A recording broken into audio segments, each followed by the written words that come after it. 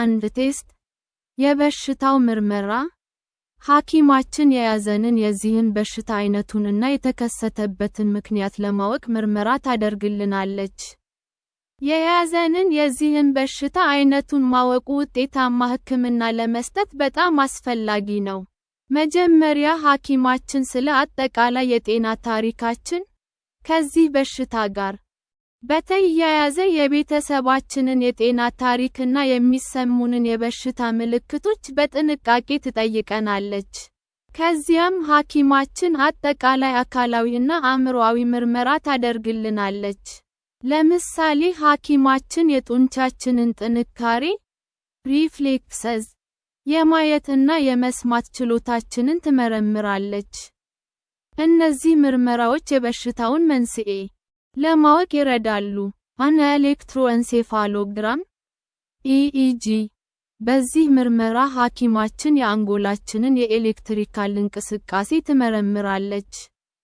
የአንጎላችንን የኤሌክትሪካል እንቅስቃሴ በቀጥታ መመርመር የሚችል የምርመራ ዘዴ ይህ ብቻ ነው።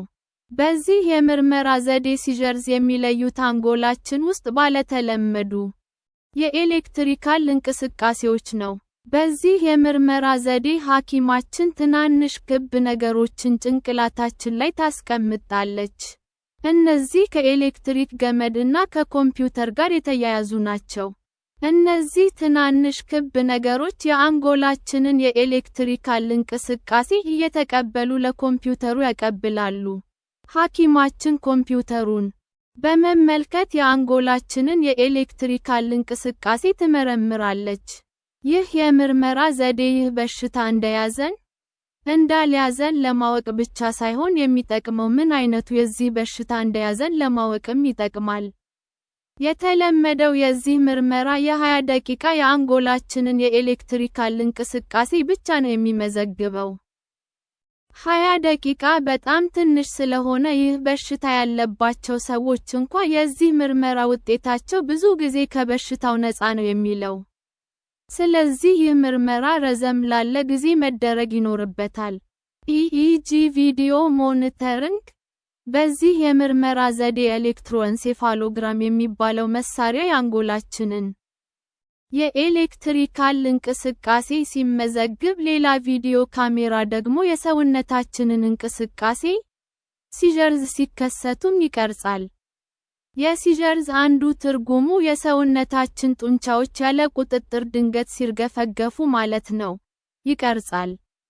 ኢማጂንግ ስታዲዝ ኦፍ ዘ ብሬን እንደ MRI ያሉ የአንጎል ምስል ለማንሳት የሚጠቅሙ መሳሪያዎች የሲዠርስ ምክንያቶቹን ለማወቅ በተወሰነ ረገድ ጠቃሚ ናቸው።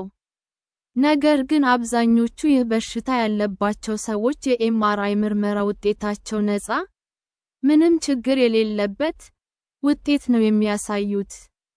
ትሪትመንት አንድ ሜዲኬሽንስ ለበሽታው የሚሰጥ ሕክምና። ለዚህ በሽታ የሚሰጡ ሕክምናዎች የሚከተሉት ናቸው። የመድኃኒት ሕክምናዎች። ይህንን በሽታ ለማከም ብዙ መድኃኒቶች ተዘጋጅተዋል። ይህንን በሽታ ለማከም አሁንም ጥቅም ላይ እየዋሉ ያሉት የበፊቶቹ መድኃኒቶች የሚከተሉት ናቸው። ፌነቶይን፣ ዳይላንትን፣ ፊኖባርቢታል፣ ካርባማዘፒን፣ ቴግረቶል፣ ካርባትሮል፣ ፕራይምዶን፣ ማይሶሊን፣ ኢቶሳክስማይድ፣ ዛሮንትን፣ ቫልፕሮይክ አሲድ፣ ዴፓኮት፣ ዳያዘፓም፣ ቫሊዩም፣ አንዲትስ ደሪቫቲቭዝ። ይህንን በሽታ ለማከም በቅርብ ጊዜ ጥቅም ላይ እየዋሉ ያሉ መድኃኒቶች የሚከተሉት ናቸው። ፌልባሜት፣ ፌልባቶል፣ ጋባፔንትን፣ ነሮንትን፣ ላሞትሪጂን፣ ላሚክታል፣ ኦክስከርቤዘፒን፣ ትራይሌፕታል፣ ቶፒራሜት፣ ቶፓማክስ፣ ታያጋቢን፣ ጋብትሪል፣ ሌቨተራሰታም፣ ኬፕራ፣ ዞኒሳማይድ፣ ዞነግራን። ሌሎች ሕክምናዎች።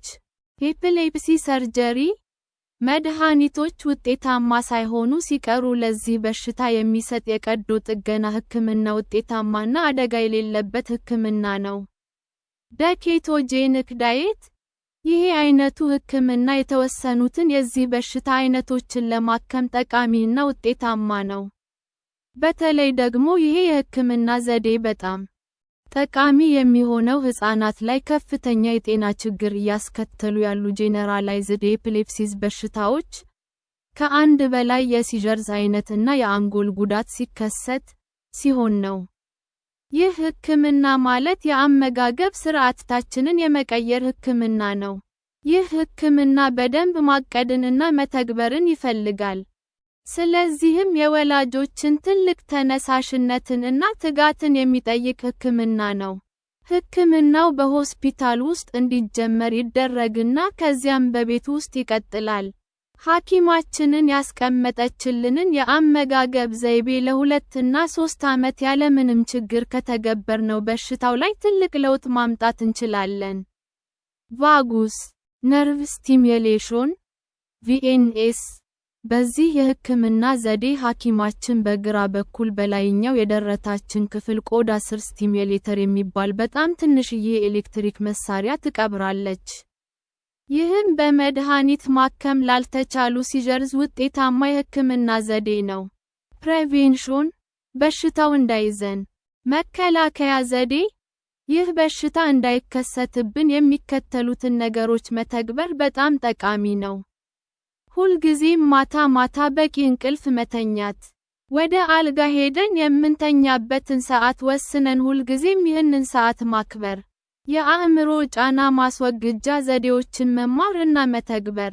አደንዛዥ ዕፅ እና አልኮል አለመውሰድ። ሐኪማችን ያዘዘችልንን መድኃኒቶች በሚገባ መውሰድ።